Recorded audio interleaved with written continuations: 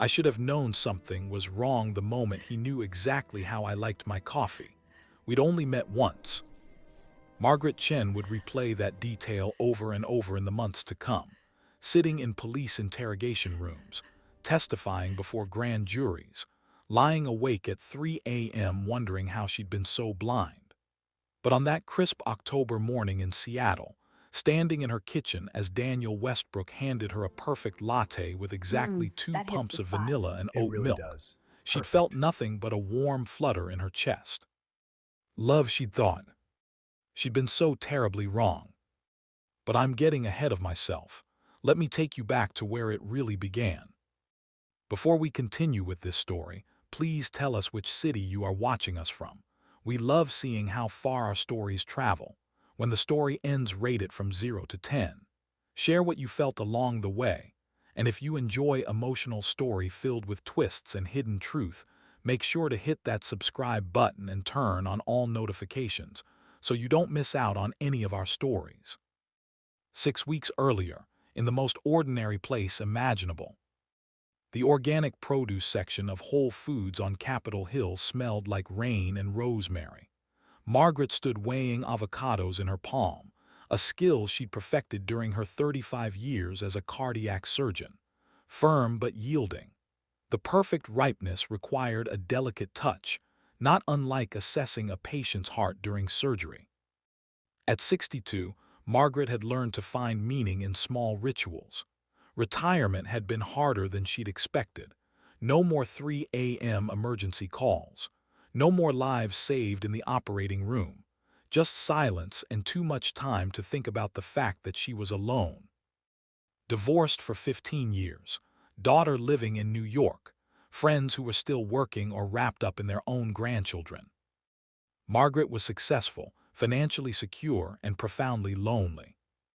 She didn't know it yet, but that loneliness made her the perfect target. "Excuse me, ma'am." The voice was warm, slightly embarrassed. Margaret turned to find a distinguished man in his late 50s holding two avocados like they were alien artifacts. Silver hair, expensive navy cashmere sweater, blue eyes that crinkled at the corners. Handsome in that aging movie star way that made him look both sophisticated and approachable. "I'm completely lost," he admitted with a self-deprecating laugh that felt genuine. "My wife always handled the shopping, and I'm realizing I don't know the first thing about picking vegetables. Are these supposed to be this hard?" The mention of his wife in past tense told Margaret everything. A widower. She recognized that particular brand of bewilderment, the look of someone navigating a world that had suddenly become unfamiliar. "Press gently near the stem," Margaret demonstrated, taking one of his avocados. "If it gives slightly but isn't mushy, it's perfect." His face lit up with understanding. "That's brilliant, so simple." He extended his hand. "I'm Daniel Westbrook. You just saved me from a very disappointing guacamole."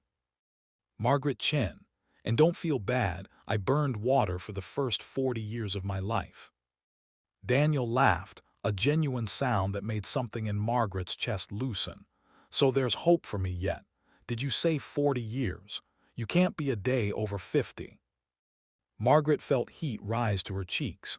When was the last time someone had flirted with her? "I'm 62, but I appreciate the lie."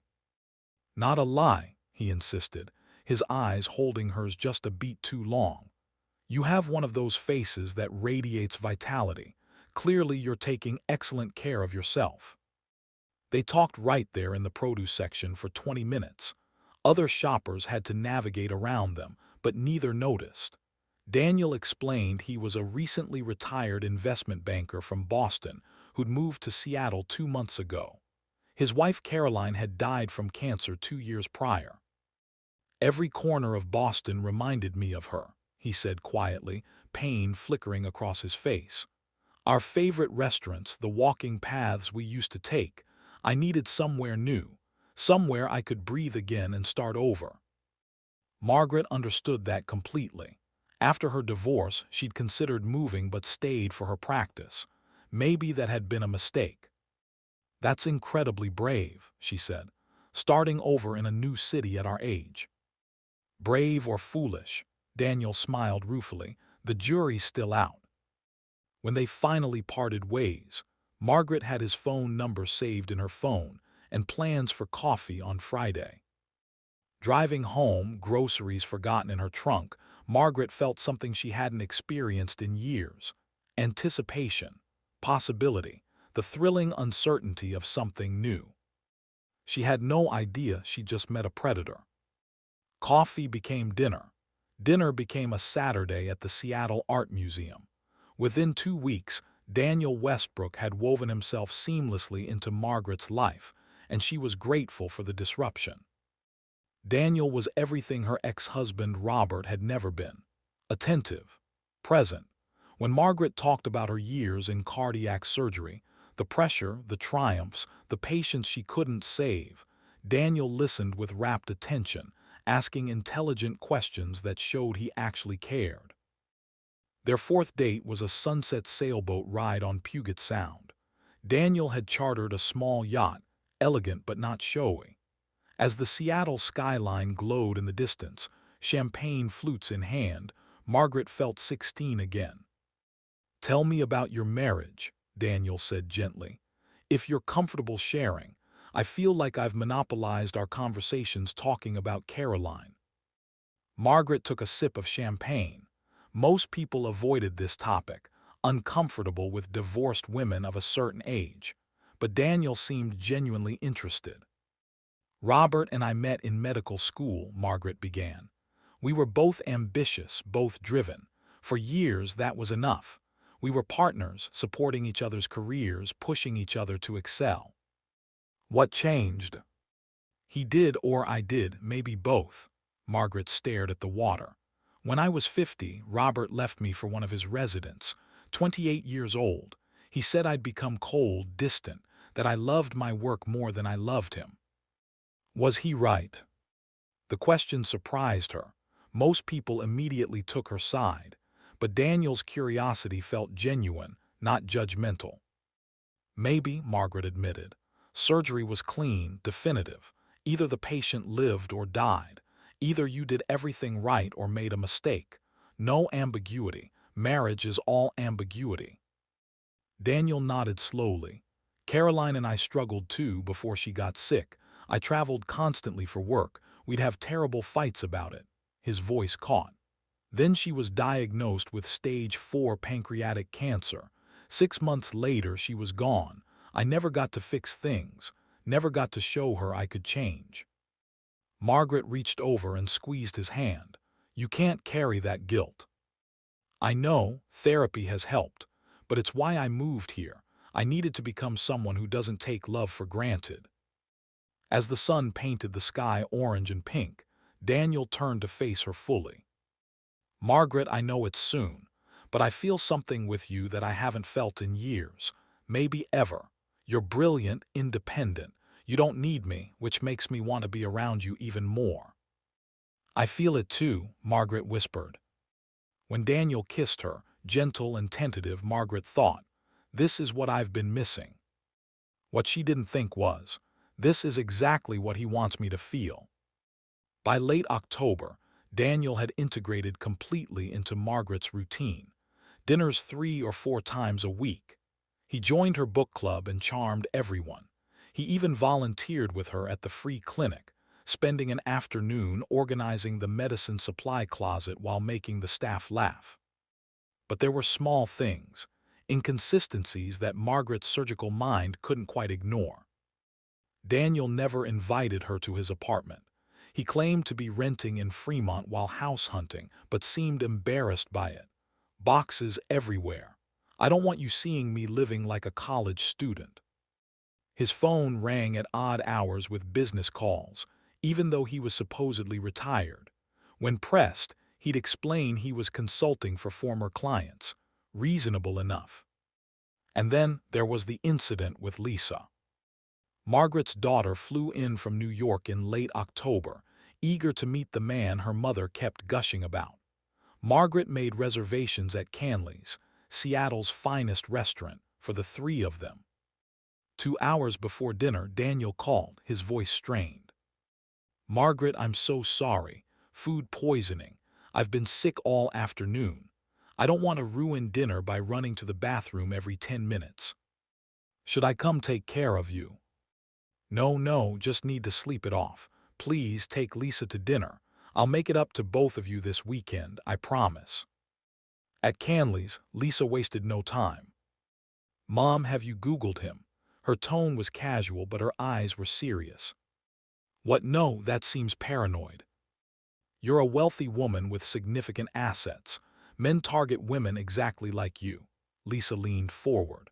I'm not saying he's definitely bad news. I'm saying it's smart to verify. You wouldn't perform surgery without checking a patient's medical history, right? Margaret bristled. I was a surgeon for 35 years, Lisa. I can judge character. In an operating room, sure. But con artists fool people for a living, especially smart people who think they're too smart to be fooled. Now you sound paranoid. I sound careful, Lisa corrected. Just Google him. Daniel Westbrook, Boston investment banker. If he's legitimate, great. If not, she left the implication hanging. Margaret changed the subject, irritated.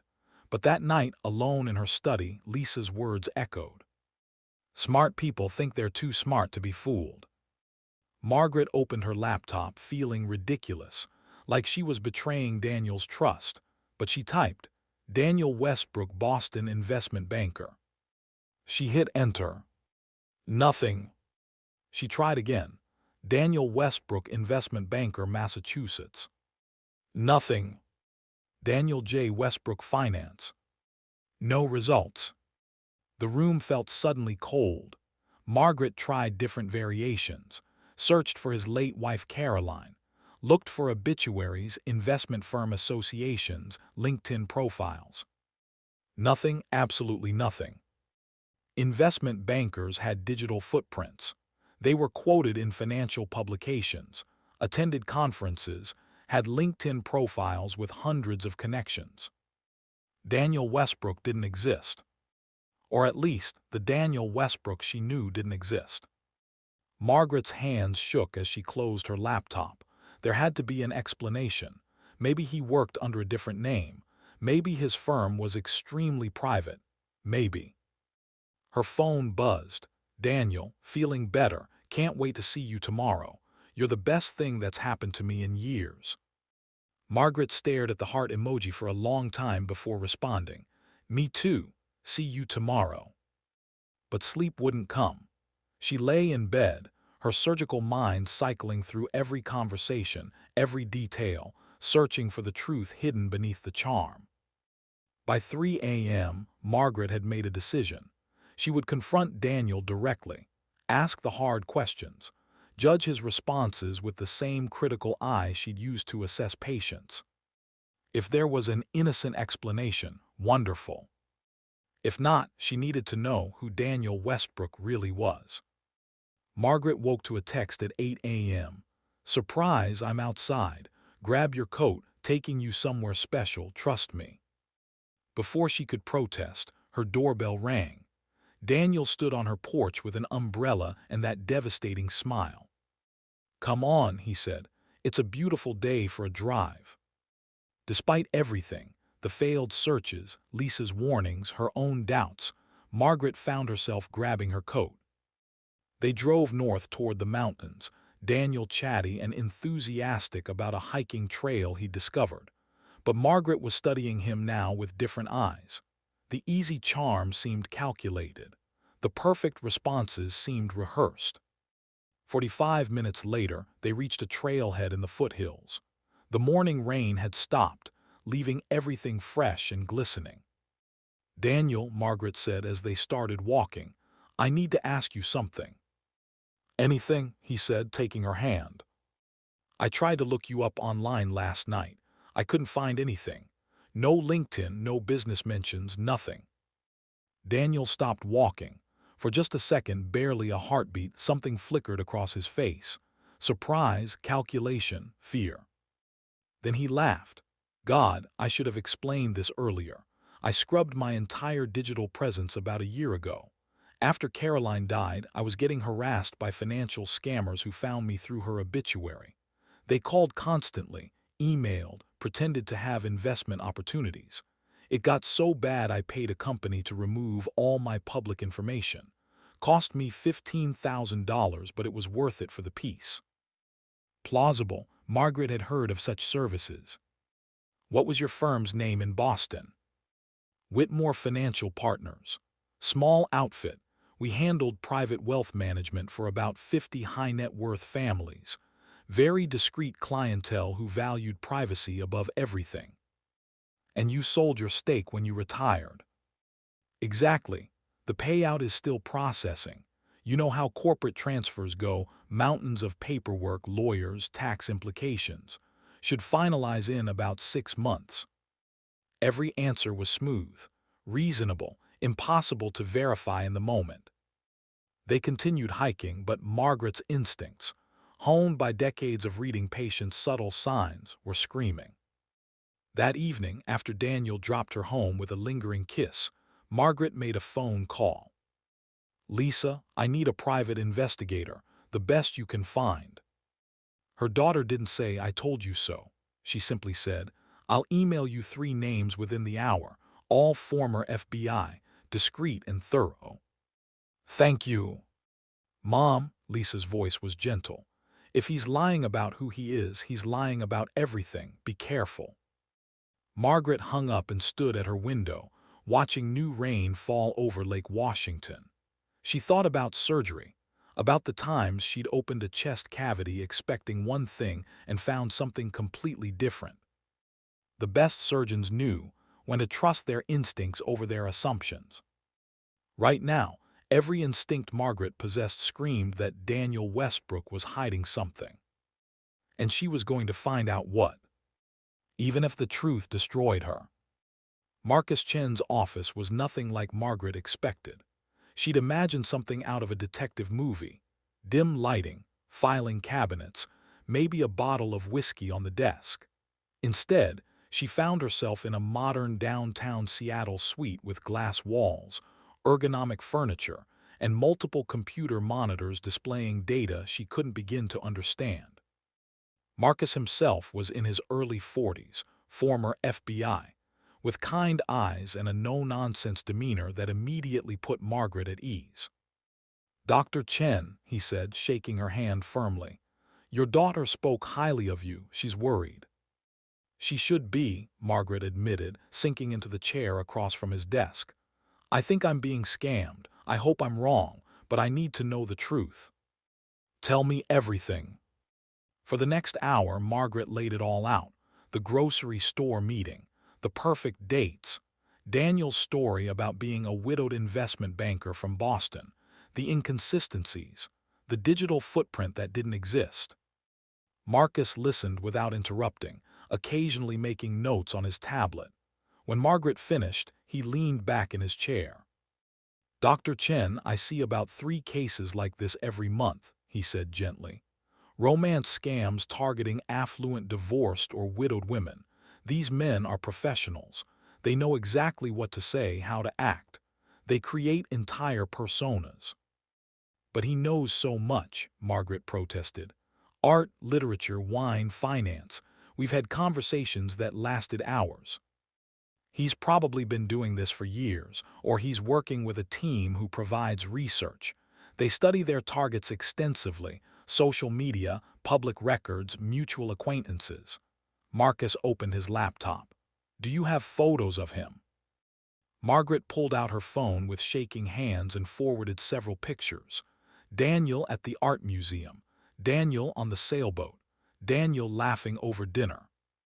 Marcus's fingers flew across his keyboard, uploading the images to facial recognition software. "This will take about 72 hours, he said. "I'll run these through databases, cross-reference with known con artists, check for any criminal records or aliases. I'll also verify his story or try to. Investment firms, obituaries for a Caroline Westbrook, property records in Boston." "What should I do in the meantime?" "Act normal. Don't let him know you're suspicious. If he's running a con, the moment he realizes you're onto him, he'll disappear. These guys are ghosts. They vanish and reinvent themselves in another city with another woman. Margaret felt physically ill. How much do you charge? My retainer is 5,000, but Dr. Chen, Marcus met her eyes. If this man is who I think he is, we're going to need to involve law enforcement. Would you be willing to work with the police to catch him? To stop him from doing this to someone else? Absolutely. Good, because if my suspicions are correct, you won't be his last target. Men like this, they don't stop until they're forced to stop. 72 hours was the longest Margaret had ever waited. This felt like eternity, and pretending everything was normal was the hardest thing Margaret had ever done. And she'd spent decades performing delicate heart surgeries where one wrong move meant death. Daniel called that evening, his voice warm and familiar. "Hey, beautiful, I missed you today. Dinner tomorrow night." "I'd love that," Margaret said, forcing brightness into her voice. "Your place or mine?"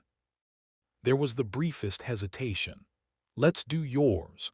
I'm still living out of boxes, and I want to actually enjoy our time together, not be embarrassed by my mess." Another excuse, another deflection. "Sure," Margaret said. "Come at 7, I'll cook." "You don't have to do that." "I want to." After hanging up, Margaret poured herself a glass of wine with shaking hands and called Lisa. "I hired the investigator," she said, "Marcus Chen." "Good choice, he's the best. Mom, are you okay?" "No," Margaret admitted. "I feel like an idiot. How did I not see this?" "Because he's good at what he does. These men are predators, Mom. They're skilled manipulators. This isn't about you being naive. It's about him being a professional criminal." "What if I'm wrong? What if there's an innocent explanation and I've just destroyed a good relationship because I'm paranoid?" "Then you apologize and move forward. But Mom, trust your instincts. You've spent your entire career reading people in life-or-death situations. If something feels wrong, it probably is." The next evening, Daniel arrived at 7 sharp with flowers, her favorite white roses. He'd remembered from a casual conversation 3 weeks ago. Margaret wondered if even that had been calculated. Had he taken notes? Did he have a file on her somewhere, cataloging her preferences, her vulnerabilities, her weaknesses? Over dinner, salmon with roasted vegetables, Daniel was his usual charming self. He told funny stories about his attempts to make friends in Seattle, asked thoughtful questions about Margaret's volunteer work at the clinic, and complimented her cooking effusively. "You know what I love about you," he said, reaching across the table to take her hand. "You're genuine. In my world in Boston, everyone wanted something, but you're different, you're real." The irony was so thick Margaret nearly choked on it. "Daniel," she said carefully, "tell me about your son." He blinked, confused. "My son? You mentioned once that you have a son. Marcus, I think you said. You've never talked much about him." Margaret watched his face carefully. She'd never mentioned a son. She was testing him, seeing if he'd fumble. "Oh, right," Daniel said smoothly. "Marcus. He's 35, lives in Denver. We're not particularly close, unfortunately.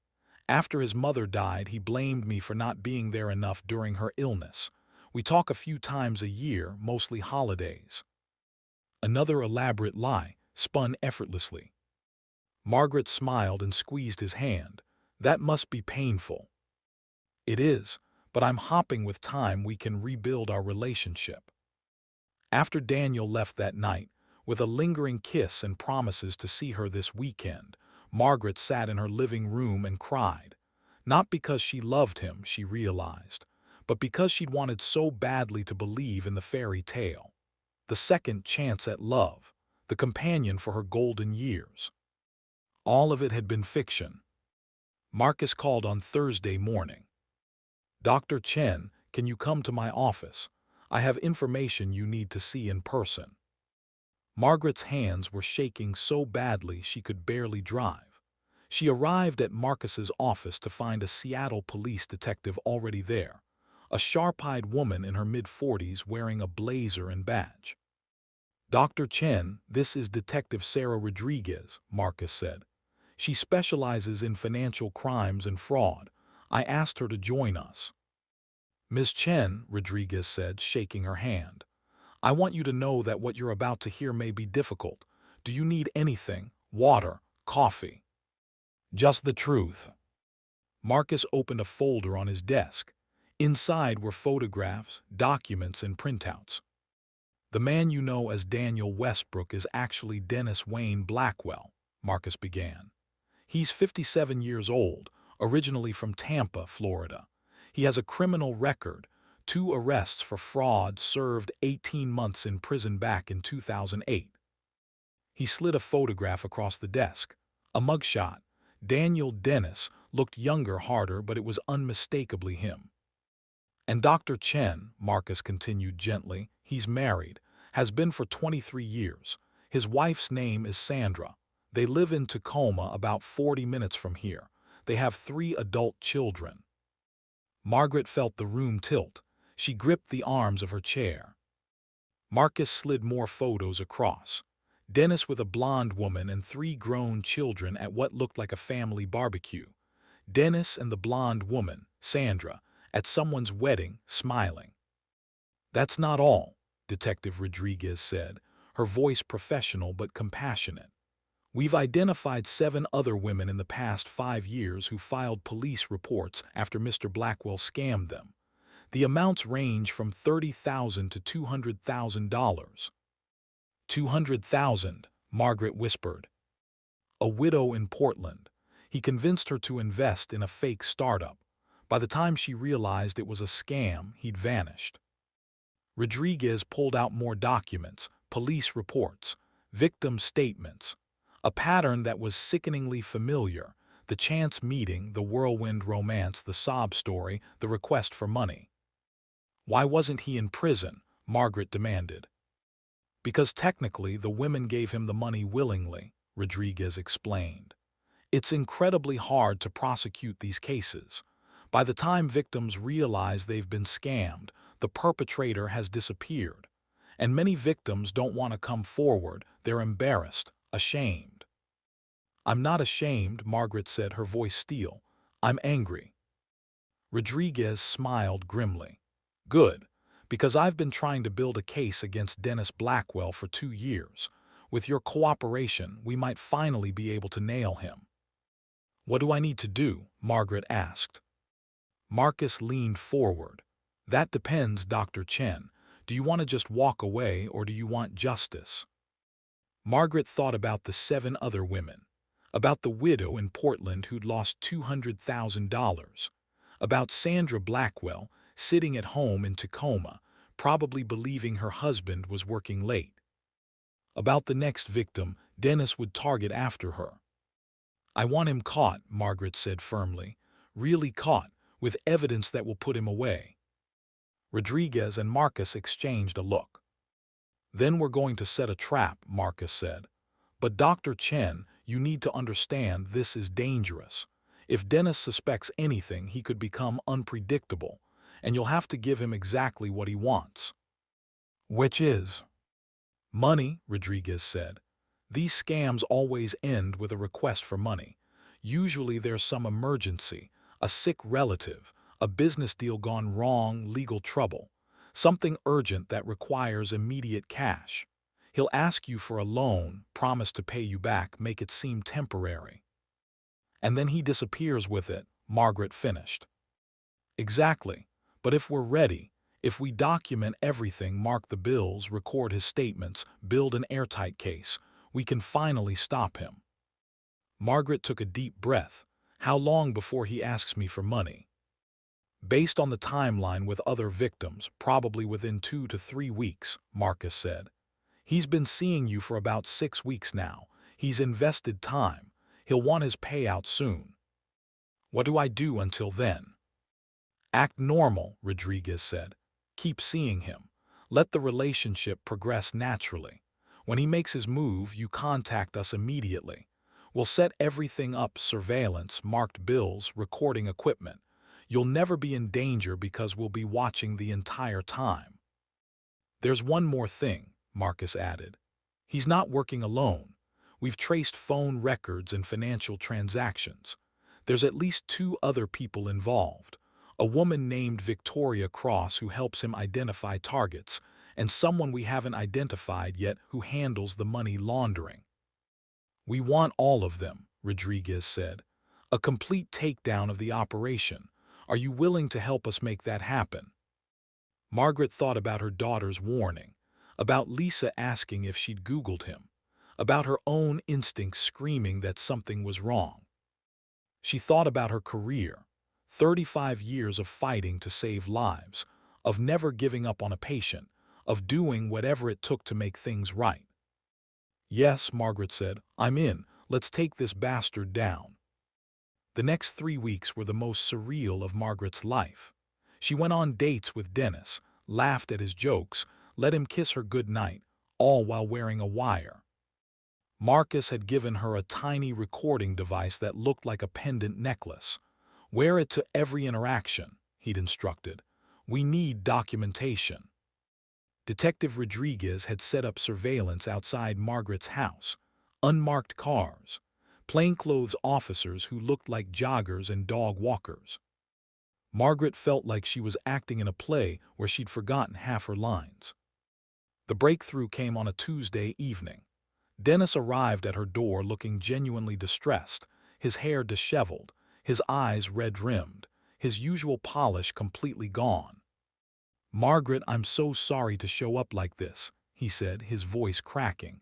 I didn't know where else to go. Margaret's heart raced, but she kept her voice calm.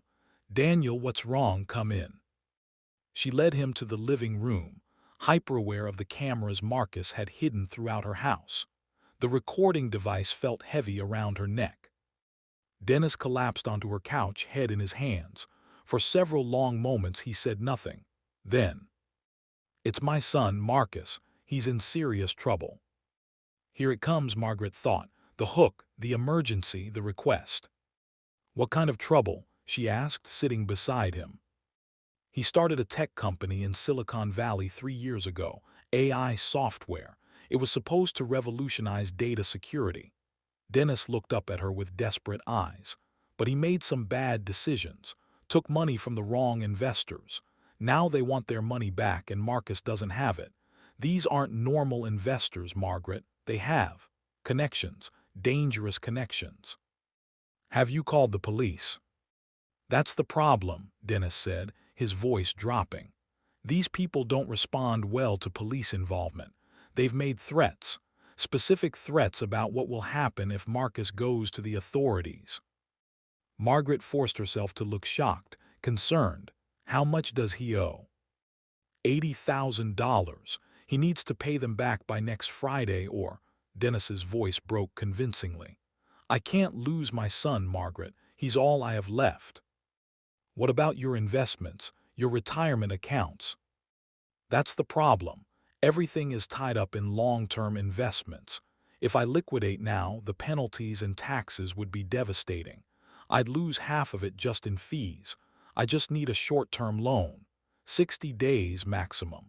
I have a major dividend payment coming through in September. The moment it clears, I'll pay you back every cent plus interest.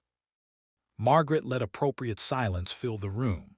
She bit her lip, looked worried, played the part of a woman being asked for a huge favor by someone she loved. That's a lot of money, Daniel. I know, God, I know, I hate asking you. I've been trying to handle this myself for weeks, but I'm out of options. He took her hands. Margaret, you've become so important to me. These past weeks with you have been the happiest I've been since Caroline died. I was planning to ask you something important soon, about our future together, but now this crisis and I don't know what to do. The implication was clear. Marriage, a future, access to everything. Margaret took a shaky breath. Let me think about it, she said. This is a huge decision. Of course, I wouldn't expect an answer right now. Dennis stood, running his hands through his hair. I should go. I'm sorry to burden you with this. Daniel, wait, Margaret stood too. If I do this, if I loan you the money, I need documentation, a formal loan agreement, something that protects both of us. She watched his face carefully. Would he balk, make excuses? But Dennis was too practiced for that. Absolutely. I'll have my lawyer draw up paperwork, everything proper and legal. You'll get every penny back with 15,000 in interest. I promise you, Margaret, I promise. After he left, Margaret collapsed onto her couch, her whole body shaking. Within minutes, Detective Rodriguez and Marcus were at her door. You did perfectly, Rodriguez said, reviewing the audio recording. We've got him admitting the entire scheme. The fake emergency, the promise of repayment, even the manipulation about marriage. Now what? Margaret asked. Now we prepare the trap, Marcus said. Can you get 80,000 in cash? Margaret nodded. From my savings and investment accounts. It'll take a few days of withdrawals. Perfect. We'll photograph every bill, record the serial numbers, mark them with invisible ink. We'll prepare fake loan documents that look legitimate but include legal language that actually proves fraudulent intent. When he signs them without reading carefully, we'll have him. And then, Rodriguez smiled grimly. Then we arrest him, and we use the evidence to go after his partners too. Margaret took a deep breath. When do we do this? You tell him you can get the money by Friday. We'll have a team in place. You'll never be in danger, Dr. Chen. We'll be watching everything.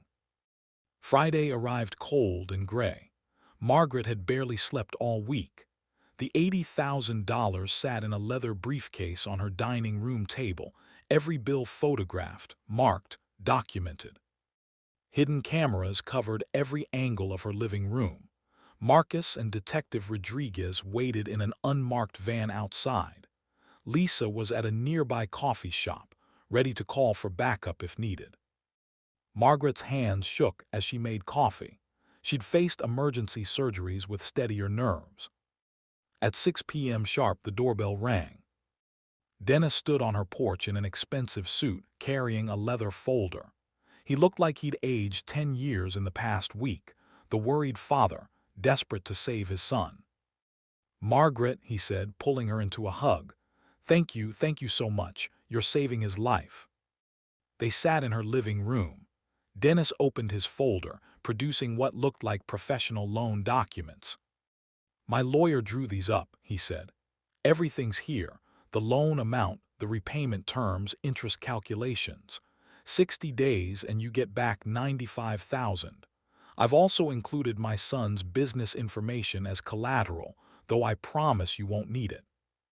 Margaret pretended to read the documents carefully. In reality, she was stalling, making sure the cameras caught everything. Before we do this, she said, her throat dry, I need to understand exactly what's happening. Tell me about these investors Marcus owes money to. Dennis launched into an elaborate story. Silicon Valley venture capitalists with mob connections, a tech startup that promised revolutionary AI, bad advice from a shady CFO. The details were specific, his emotions seemingly genuine. But knowing the truth, Margaret saw the performance for what it was. And you'll have the full amount to repay me by when? She asked. September 15th at the latest. I have documentation of the dividend payment right here. He showed her what looked like official bank documents. All fake, Margaret knew, all part of the con. All right, she said finally. I have the 80,000, and I have my own loan documents that my lawyer prepared. I need you to sign these as well. She slid across the documents Marcus and Rodriguez had crafted. They looked like standard loan agreements, but buried in the legalese were admissions of the entire scheme.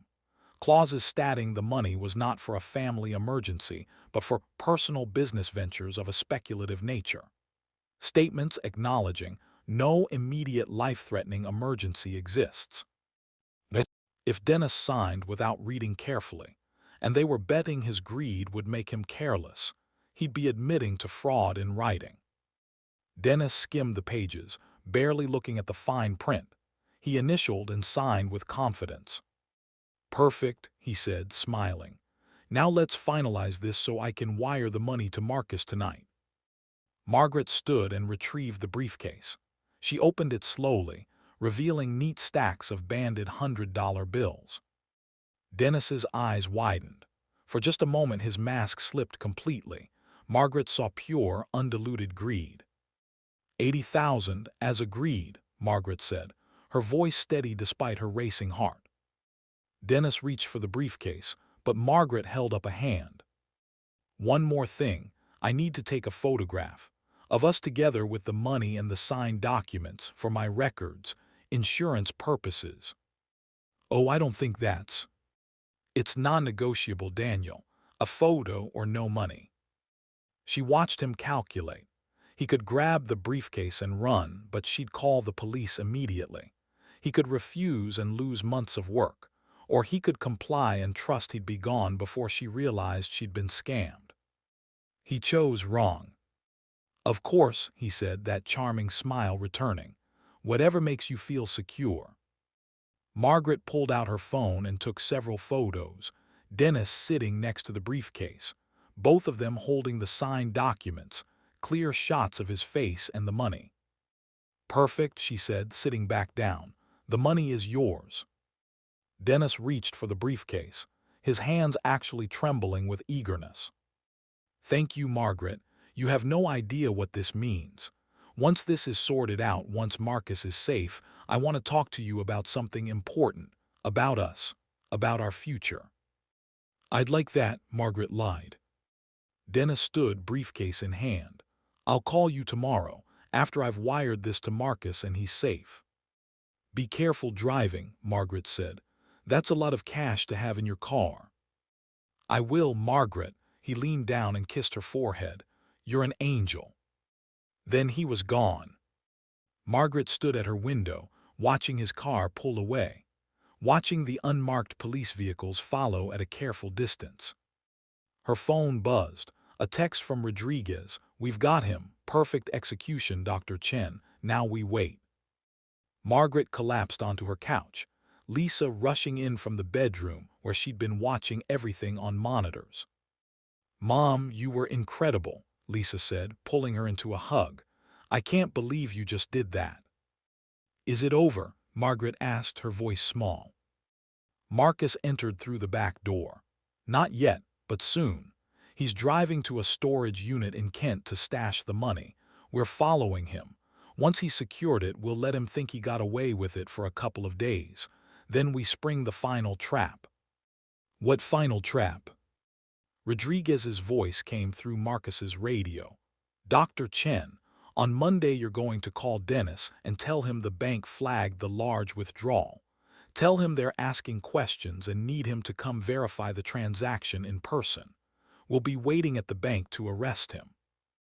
Margaret felt a surge of fear. What if he runs? "He won't," Marcus said confidently. "He's gotten away with this too many times. He thinks he's smarter than everyone else. His ego will bring him in." But Marcus was wrong. On Monday morning, when Margaret called Dennis with the story about the bank, there was a long, terrible pause on the other end of the line. "I'll be right there," Dennis finally said. He never showed up. By noon, surveillance had lost him. He'd driven into a parking garage downtown and never emerged. His car was found abandoned 2 hours later. Dennis Wayne Blackwell had vanished. Margaret sat in Detective Rodriguez's office, feeling the weight of failure crushing her chest. She'd given Dennis $80,000. She'd let him kiss her goodbye. She'd watched him drive away with evidence that could have put him in prison, and now he was gone. "This is my fault," Margaret said quietly. "I spooked him. He knew something was wrong." "Dr. Chen, this is not your fault," Rodriguez said firmly. "Dennis Blackwell is a professional. He's paranoid by nature. The moment you mentioned the bank flagging the withdrawal, his instincts kicked in. We knew this was a possibility." "So what now? He gets away with it." Margaret's voice cracked. "He takes my money and moves on to the next victim." Marcus Chen leaned forward from where he stood by the window. Not necessarily. We still have advantages. First, he left the money in that storage unit in Kent. We've had it under surveillance since Friday. He hasn't retrieved it yet. Why not? Because he's smart, Rodriguez explained. He knows that's the first place we'd watch. He's waiting for things to cool down. Hopping will eventually stop watching it. How long will that take? Could be days, could be weeks, could be months. Rodriguez pulled up files on her computer. But here's what we do know. Dennis isn't working alone and his partners are getting nervous. She turned the monitor toward Margaret. On screen was surveillance footage from a Starbucks in Bellevue, dated 2 days ago. It showed Dennis meeting with an elegant woman in her mid-40s. Blonde, expensively dressed, designer sunglasses. This is Victoria Cross, Marcus said. She's his partner. She's the one who identifies potential targets. We believe she's the one who spotted you at that medical conference 6 months ago and set up the chance meeting at Whole Foods. Margaret felt violated all over again. She was watching me for 6 months. At least, she studies social media, tracks routines, identifies vulnerabilities. Then she feeds all that information to Dennis so he can craft the perfect persona. Rodriguez clicked to another photo. This one showed a man in his 50s, balding, unremarkable. This is Robert Chen, no relation to Marcus, though we're not certain that's his real name. He handles the money laundering. He's the one who would clean your $80,000 and distribute it to the team. How much do they make doing this? Margaret asked. Based on what we've uncovered, the operation has pulled in approximately $1.2 million over 15 years from at least 32 victims that we know of. The number hit Margaret like a physical blow. 32 women, 32 stories just like hers. But there's something else, Marcus said, his expression grim. Victoria Cross is already working on another target, a woman named Patricia Summers. She's 65, a retired accountant widow. Dennis has been seeing her for 6 weeks under the name Daniel Whitmore. Margaret's blood ran cold. 6 weeks, but he was seeing me. He was seeing both of you simultaneously, Rodriguez confirmed. Classic romance scammer strategy, multiple marks at once. Whichever one pays out first, he ghosts the others. We need to warn her, Margaret said urgently. We will, but Dr. Chen, I need to ask you something difficult. Rodriguez leaned forward. If we could set up another sting operation, if we could use Patricia to draw Dennis out, would you be willing to participate, to help us catch him? Margaret didn't hesitate. Yes, whatever it takes. Patricia Summers sat across from Margaret in a private room at the Seattle Police Department. She was elegant, silver-haired, with intelligent eyes that held a mixture of anger and humiliation. I felt like such a fool, Patricia said quietly. I'm an accountant. I spent 40 years managing other people's money. How did I not see it? Because they're professionals, Margaret replied, reaching across to squeeze her hand. They're psychologists. They know exactly which emotional buttons to push. After my divorce, after my husband left me for someone younger, I thought I'd never trust anyone again. But Dennis made me feel seen, valued, like I was special. Yes, Patricia whispered. Exactly that. Daniel or Dennis or whatever his real name is, he made me feel like I was the only woman in the world. After my husband died 2 years ago, I thought that part of my life was over. Then this charming man walks into my life and suddenly I'm 25 again, believing in romance. Detective Rodriguez entered with Marcus. Ladies, thank you for being here. Patricia, Dennis doesn't know that you know the truth. He's supposed to meet you tomorrow night to collect $50,000 for what he claims is his sister's medical emergency. His sister, Patricia said bitterly. With Margaret, it was his son. He's not even creative, just recycles the same lies. That arrogance is what's going to catch him, Marcus said. Here's the plan. Patricia, you're going to meet Dennis tomorrow at Anthony's restaurant as planned. You'll tell him you have the money in cashier's checks because you didn't feel comfortable carrying that much cash. Won't he be suspicious about checks instead of cash? Patricia asked. Possibly, Rodriguez admitted. But he's greedy. He's already spent weeks setting this up. He'll take the checks, thinking he can cash them quickly before you realize you've been scammed.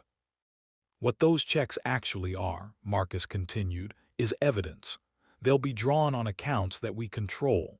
The moment he accepts them and signs the receipt, we arrest him for fraud, and this time he won't see it coming.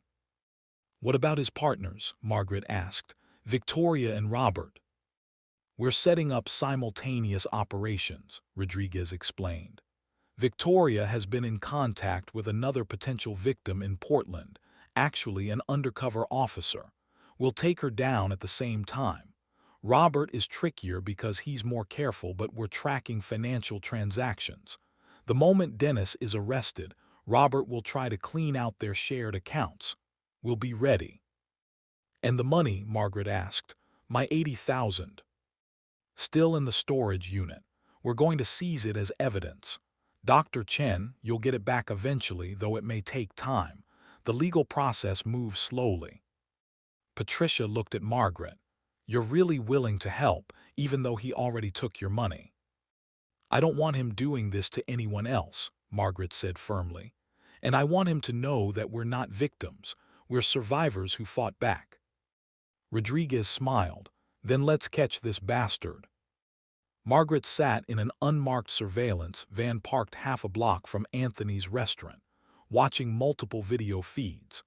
Her heart pounded as she saw Patricia enter the restaurant at 7:10 p.m., wearing an elegant navy dress and carrying a leather portfolio that supposedly contained the cashier's checks.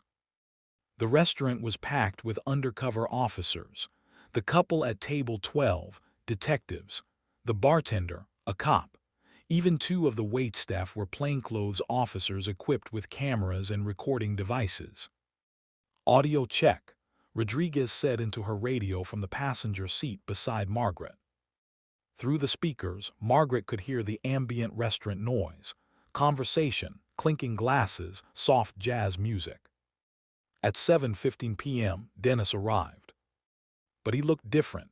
His hair was darker, almost black. He wore glasses Margaret had never seen before. His posture was changed, slightly hunched, less confident. He even walked with a subtle limp. He's in disguise, Marcus said from the driver's seat. He knows he's taking a risk coming back to Seattle. Through the feed, they watched Dennis, now calling himself Daniel Whitmore with Patricia, approach her table. He kissed her cheek, sat down with his back to the wall where he could watch the room. Paranoid, calculating, but not quite paranoid enough. Patricia, you look lovely, they heard him say through the wire she wore. I'm so sorry to put you through this stress. I know asking for this money is difficult. It's fine, Daniel, Patricia replied, and Margaret marveled at how calm she sounded. I have the cashier's checks, 50,000 as we discussed, but I need to know, when exactly will you pay me back? 90 days maximum. Once my sister's medical bills are paid and the insurance reimbursement comes through, you'll get every cent back plus 10,000 in interest. Your sister, Patricia said, and there was the slightest edge to her voice. Tell me again what happened to her. Dennis launched into his story. A car accident, complications during surgery, medical bills that insurance wouldn't cover. The details were specific and emotionally manipulative. All lies. Actually, Daniel, Patricia said, setting down her water glass with deliberate care, I need to ask you something before I give you this money. In the van, Rodriguez tensed. What is she doing? That's not the script. Are you also seeing a woman named Margaret Chen? Patricia asked. Through the video feed, Margaret watched Dennis's face cycle through emotions. Confusion, recognition, panic, all in the span of 2 seconds. I don't know what he started. Because Margaret is my friend, Patricia interrupted, her voice steady and strong. We serve on a hospital board together, and she told me about a man who scammed her. A man who looks exactly like you. A man who used the same story about a sick relative who promised to pay the money back, who made her fall in love with him. Dennis stood abruptly, his chair scraping against the floor. He looked around the restaurant, and Margaret saw the moment he spotted the undercover officers, a flicker of recognition in his eyes as he noticed how many people were watching him. "Don't move, Blackwell," Rodriguez shouted, bursting from the van with her weapon drawn. Dennis ran. What followed was chaos. Dennis bolted toward the kitchen, shoving past a waiter and sending a tray of food crashing to the floor. Officers pursued, Rodriguez leading the charge. Margaret, against every protocol and instruction, jumped from the van and ran after them. She raced through the restaurant's kitchen, stainless steel counters, shouting chefs, clouds of steam, and burst through the back door into an alley. Dennis was 50 yards ahead, running toward Pike Place Market. "Margaret, stay back," Marcus shouted behind her, but she kept running. Her medical career had taught her to run toward emergencies, not away from them. And this was personal. They emerged into Pike Place Market, still crowded with evening tourists. Dennis weaved through the crowd, knocking over a flower display and sending roses scattering across the cobblestones. A street musician's guitar clattered to the ground. "Police, stop!" Rodriguez yelled, but Dennis kept running. Margaret's lungs burned. She was 62, not 22, but anger drove her forward. She thought of the 7 other women, of Patricia almost losing 50,000, of the widow in Portland who'd lost 200,000, of Sandra Blackwell, Dennis's actual wife, living a lie in Tacoma. Dennis burst out onto the waterfront street. A police car screeched to a halt in front of him, cutting off his escape. He pivoted, running toward Pier 54. Margaret followed, her heart hammering, Marcus beside her now. Dennis reached the end of the pier and stopped. Behind him, dark Puget Sound water. In front of him, a semicircle of police officers with weapons drawn. "There's nowhere to go, Dennis," Rodriguez shouted. "It's over." For a moment that felt suspended in time, Dennis looked at the water. Margaret thought he might jump. But then his shoulders slumped. His whole body seemed to deflate. He turned around slowly, hands raised. "I want a lawyer," he said, his voice flat. As officers moved in to cuff him, Margaret felt a surge of emotions: relief, anger, vindication, and surprisingly, pity. This man who had seemed so sophisticated, so together, was just a petty criminal, a predator who fed on loneliness. Rodriguez walked over to Margaret. "You shouldn't have followed us. That was dangerous." "I know," Margaret said, still catching her breath. "But I needed to see it. I needed to see him caught." "Well, you got your wish. We've got him on fraud, identity theft, and now resisting arrest." Rodriguez smiled grimly. "And look." She held up her phone. A text message: "Victoria Cross in custody, Portland PD." Another message: "Robert Chen arrested, San Francisco." "We got all of them," Rodriguez said. "The entire operation because of you." The interrogation room at Seattle Police Department was small and cold.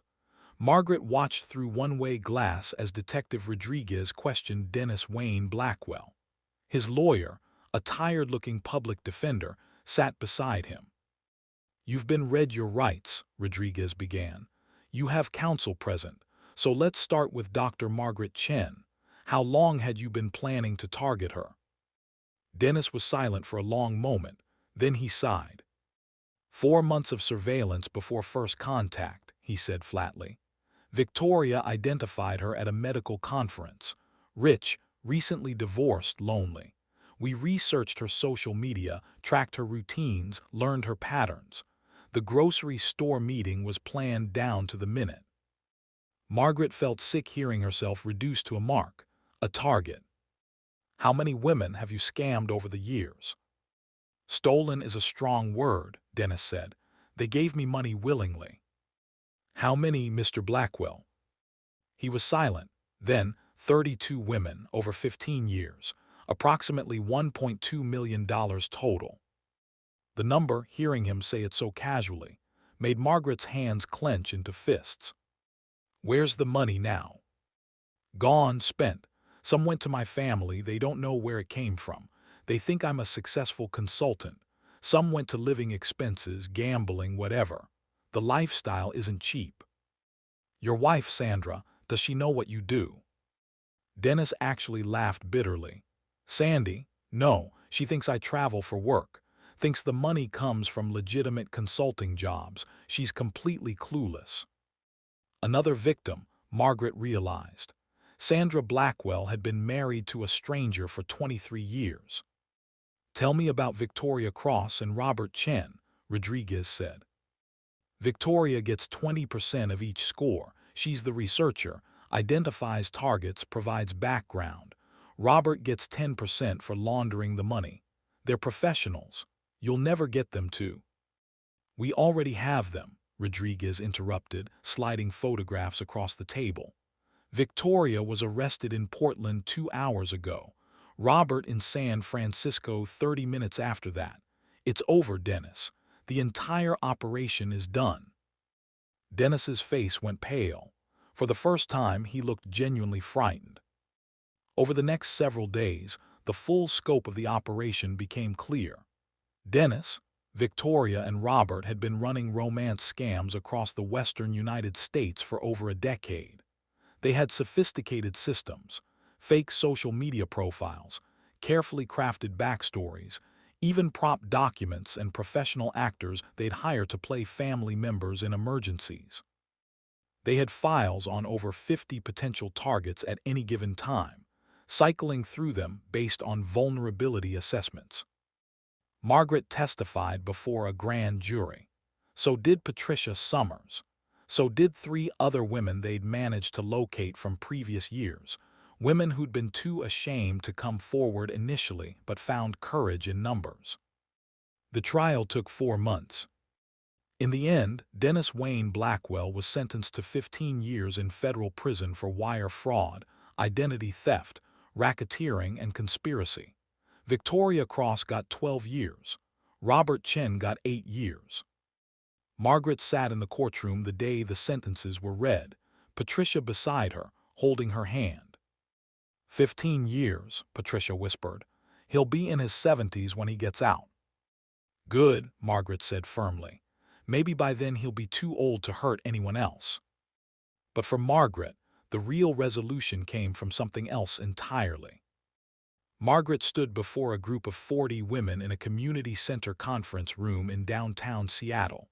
Some were young, some old, some wealthy, some struggling. All had one thing in common. They'd been victims of romance scams. "My name is Dr. Margaret Chen," she began, her voice steady. "And I'm here to tell you that what happened to you is not your fault."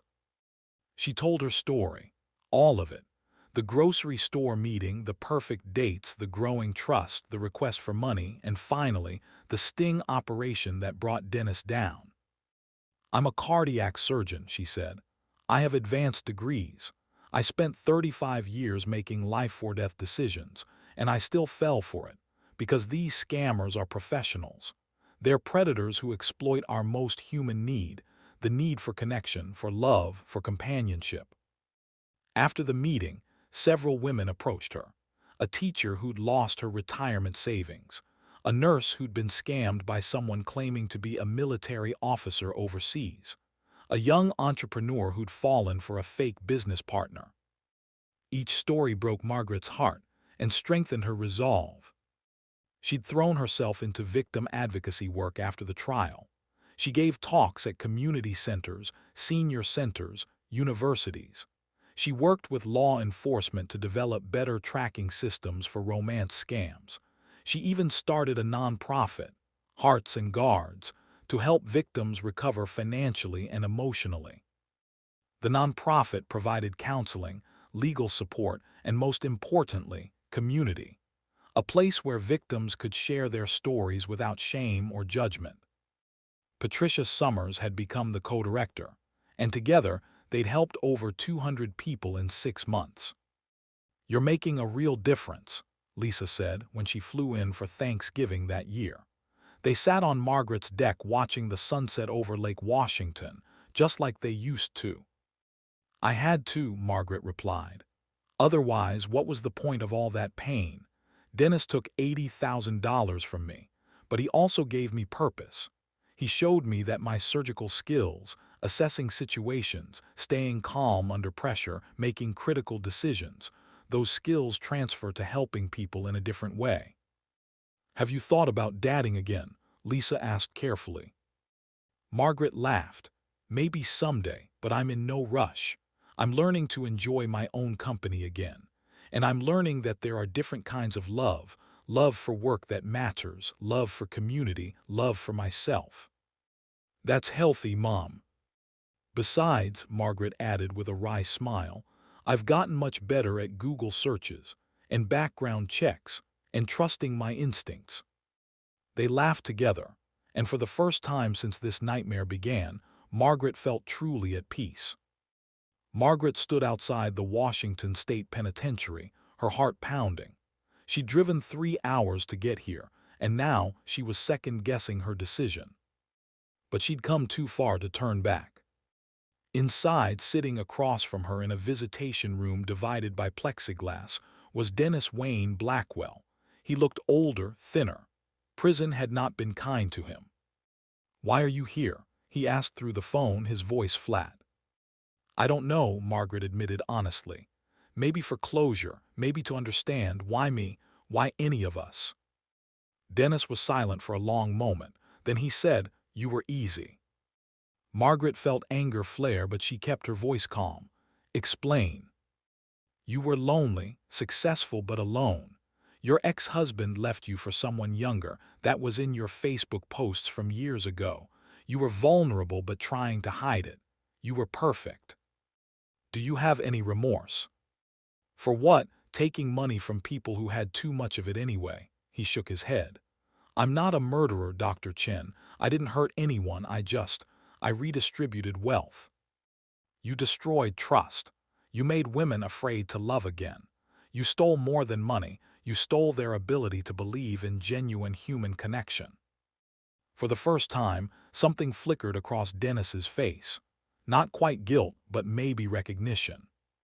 "Is that why you're here? To make me feel bad?" "No," Margaret said. "I'm here to tell you that you failed. You took my money, yes, but you didn't break me. I turned your crime into purpose. I've helped over 500 people recover from romance scams. I've worked with the FBI to develop better detection systems. I've made it harder for people like you to operate." She leaned forward.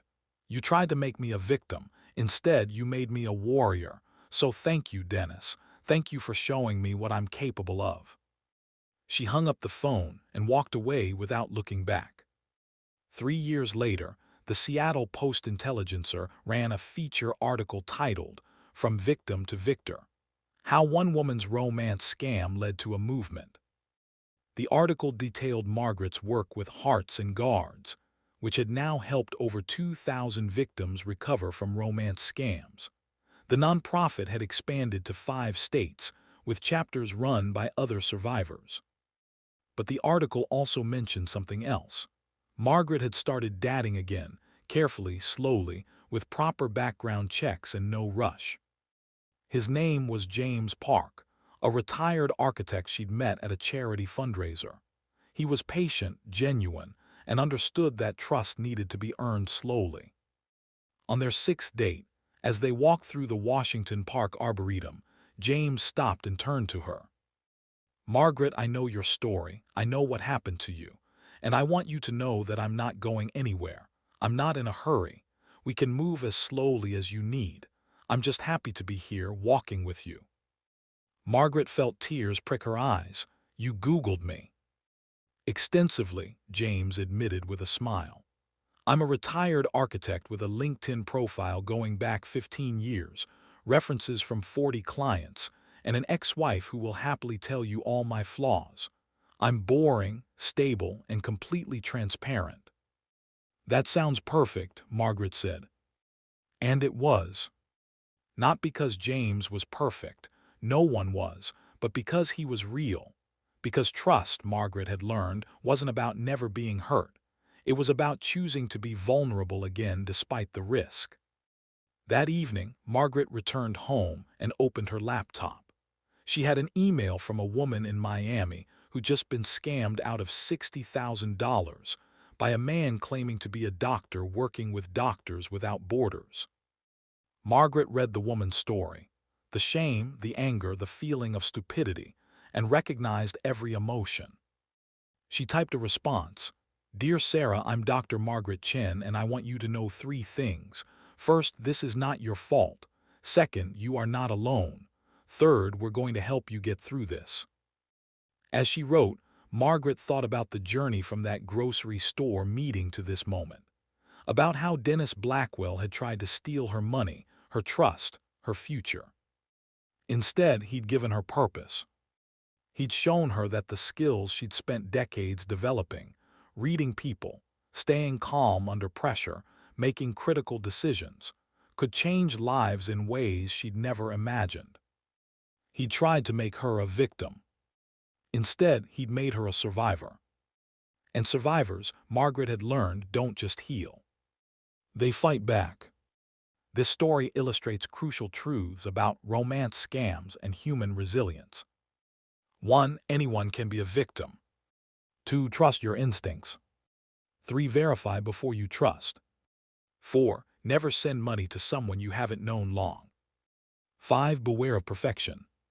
6. Shame is the scammer's greatest weapon. 7. Turn pain into purpose. 8. Real love doesn't rush. Scammers create artificial urgency. 9. Community and connection heal. 10. You are stronger than you think. If you or someone you know is being scammed, contact local law enforcement immediately. Remember, you are not alone and help is available. Dennis Blackwell tried to steal Margaret's money, trust, and future. Instead, he revealed her strength, purpose, and capacity for helping others.